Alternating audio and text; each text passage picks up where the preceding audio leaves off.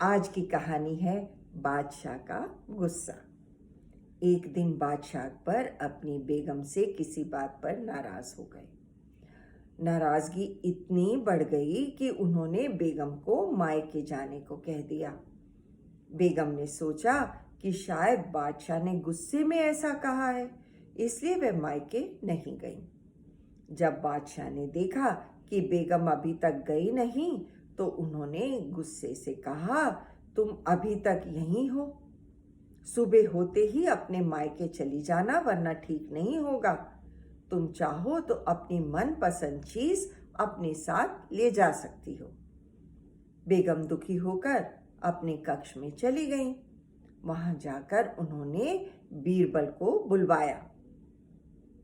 बीरबल बेगम के सामने पेश हो गए।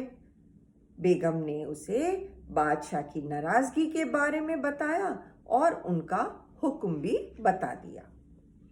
बेगम साहिबा, अगर बादशाह ने हुक्म दिया है तो जाना तो पड़ेगा, और अपनी मनपसंद चीज ले जाने की बाबत जैसे मैं कहता हूं आप वैसा ही करें। बादशाह की नाराजगी दूर हो जाएगी।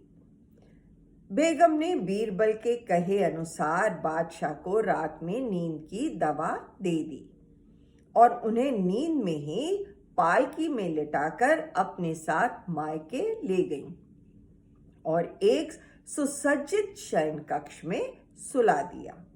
जब बादशाह की नींद खुली तो स्वयं को अनजाने स्थान पर पाकर वे हैरान हो गए और पुकारा, कोई है?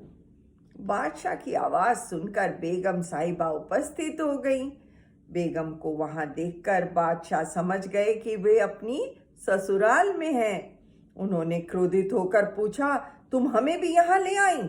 इतनी बड़ी गुस्ताखी कर डाली। मेरे सरताज, आप ही ने तो कहा था कि अपनी मनपसंद चीज अपने साथ ले जा सकती हो, इसलिए मैं आपको अपने साथ ले आई। यह सुनकर बादशाह का गुस्सा जाता रहा।